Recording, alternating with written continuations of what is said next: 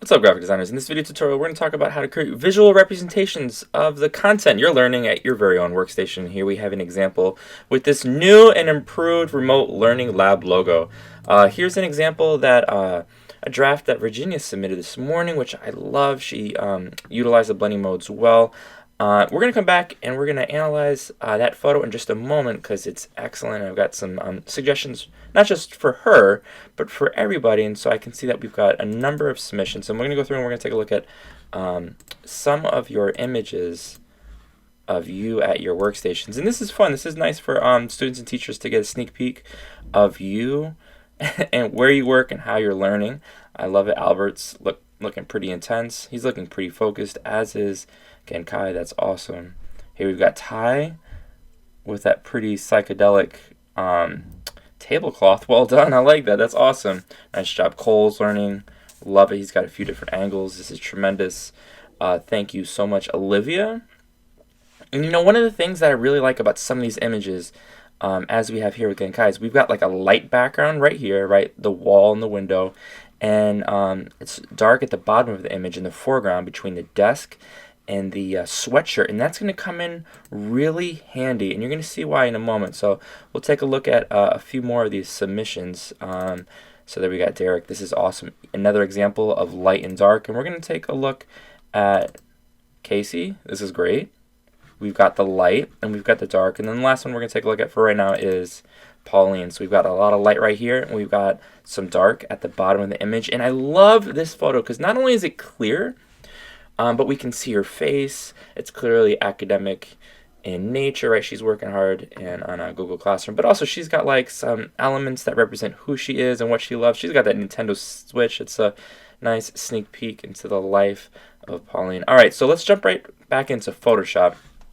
And we're going to talk about how to create this image that looks maybe something a little bit like this.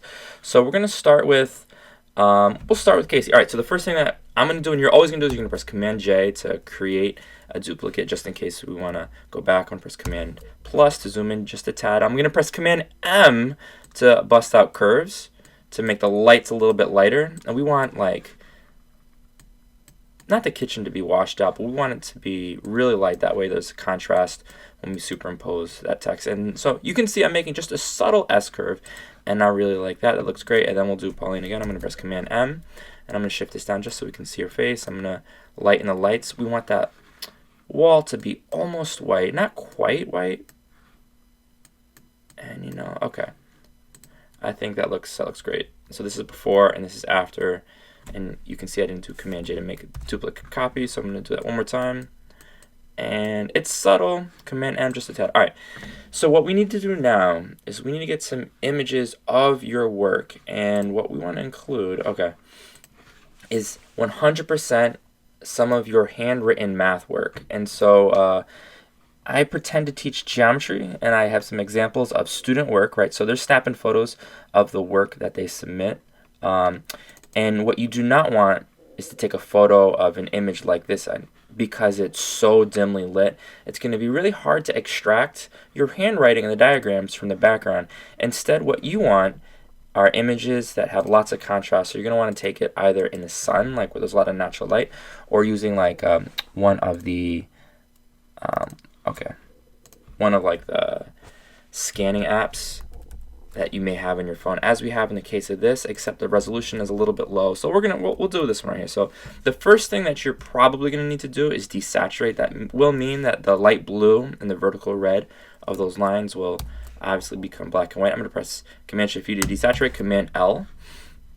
We're going to lighten the lights, and this takes a little bit of balance. All right, so I'm going to darken the darks, and I think that I'm not even going to worry about this down here because it's just there's just not enough contrast. So I'm gonna go like this,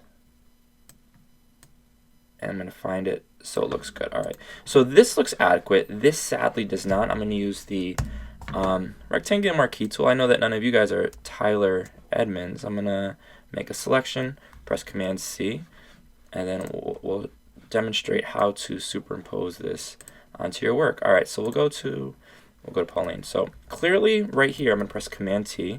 We never want it to cover her face. So I'm going to situate it right there. We're going to apply the blending mode, multiply, or is it screen? In this case, it's going to be multiply, right? Because the lights disappear, and we want that in the background. And I like that it's sort of like bleeding onto the monitor itself. I think that looks pretty awesome. What I'm going to do now is I'm going to press Command V again to paste it. And what she's going to do is she's going to get some additional notes. And what we're going to want to do is, we'll notice that if we do screen right here, that doesn't look good, right? And if we do multiply, that also does not look amazing. We can no longer see the text itself. So what we're going to do is we're going to invert the colors by pressing Command I. We're going to make the whites black, blacks white. And now what we're going to do is not apply the blending mode, right, because that gets rid of lights. Instead, what we're going to do is we're going to apply the screen blending mode. And so now we can have something that looks a little bit like this. I'm going to press Command T, and I think that looks pretty freaking awesome right there. You're going to want to include at least 2, but maybe 3 different examples of student work. So maybe, I don't know, maybe something like right here as well. You're going to sort of scatter it around the page. Finally, you're going to want to include this new and improved lab logo.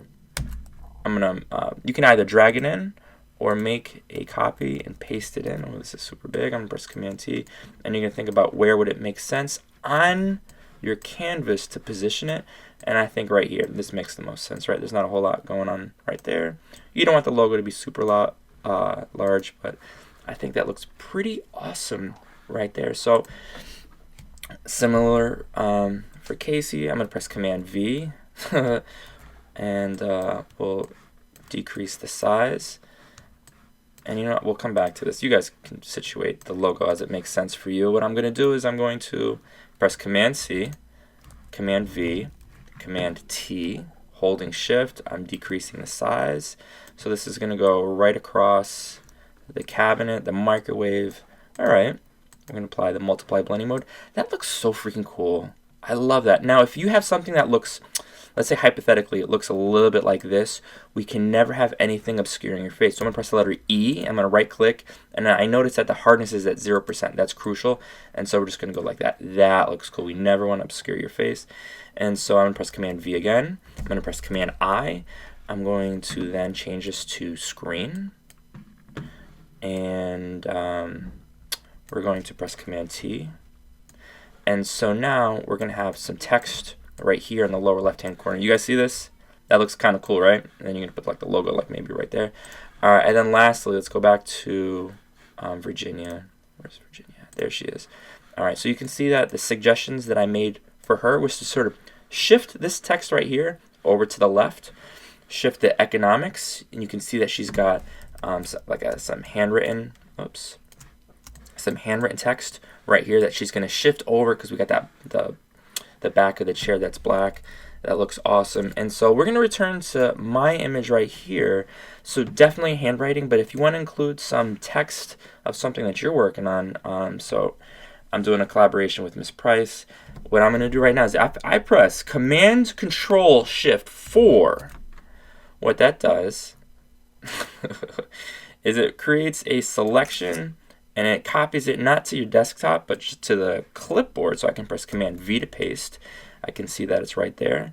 And then we'll change this to, we'll try multiply. And so we've got that right there. We can think about like what makes the most sense. We can put this right here, Command plus, and then because we don't want to obscure my face, I'm going to press E for eraser. Wow, that looks awesome. I don't look happy. I look kind of pissed. Maybe it's because I'm working at home and I'm not with you guys. I miss you guys. All right, so that looks so awesome.